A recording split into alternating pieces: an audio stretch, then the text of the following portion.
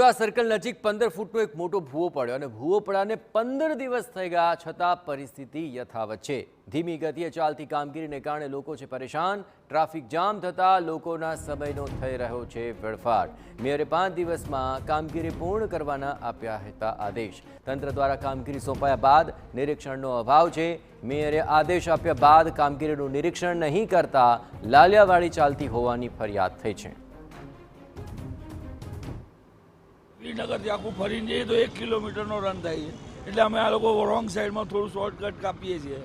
હવે આ ભૂવો પડ્યો છે એના હિસાબે બધાને ઘણાને તકલીફ પડે, ટ્રાફિક ફૂલ જામ થઈ જાય છે। અરે આ તો કેટલા ટાઈમથી આવું નવું જ છે। કેટલી તકલીફ કેટલી પડે છે? અરે બહુ સર્કલ નાનું કર્યું ને ત્યારથી આ તકલીફ છે। એ લોકો સરખું કરતા જ નથી। છતાં બીક લાગે છે? ઘણી વાર સ્લીપ થઈ ગઈ છે ગાડી, 2 વખત હું અહીંયા જોબ માટે જાઉં તો બી ગાડી સ્લીપ થઈ જાય છે। બહુ ખાડામાં બહુ તકલીફ જ પડે છે, એક્સિડન્ટનો ભય રહે છે। તમને અહીંયાથી અવર જવર કરવામાં ડર લાગે છે? બહુ ડર લાગે। તંત્રએ કઈ કામગીરી કરવી જોઈએ? કઈ કશું કરતા જ નથી। તો બે તસવીરો બતાવી રહ્યા છે। બંને તસવીરો વચ્ચે 15 દિવસનો ગેપ છે।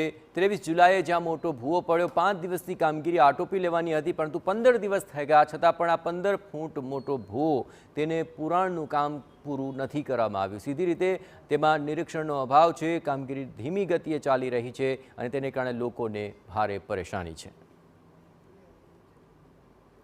ગત 24મી જુલાઈએ વડોદરા શહેરમાં પડેલા 12 ઇંચ વરસાદે વડોદરાની સુરત તો બદલી હતી, પરંતુ તેની સાથે વડોદરામાં વર્ષ 2024નો સૌથી મોટો ભૂવો કહી શકાય તે ભૂવો પડ્યો હતો અને તેનું પુરાણ કરવાની મેયરે 5 દિવસની અંદર કરવામાં આવશે તેવી ખાતરી આપી હતી, પરંતુ હજુ સુધી આ ભૂવાનું પુરાણ નથી થયું, જેના કારણે અકસ્માતનો પણ લોકોને ભય રહે છે। તો 80% રસ્તો જે છે તે કોર્ડન કરેલો છે, જેના કારણે વાહન ચાલકોને પણ અવરજવરમાં મુશ્કેલીનો સામનો કરવો પડી રહ્યો છે। જે રીતે વાત કરીએ કે કામગીરી ખૂબ જ ધીમી ગતિએ ચાલી રહી છે। 3 થી 4 લોકો જે છે અહીંયા આગળ જે કામગીરી કરી રહ્યા છે, પરંતુ જે પ્રકારે મહાકાય ભૂવો પડ્યો છે, આ ભૂવો એટલી હદે મોટો છે કે જો કોઈ ટ્રક પસાર થતી હોય તો તે આખી ટ્રક આની અંદર સમાઈ જાય।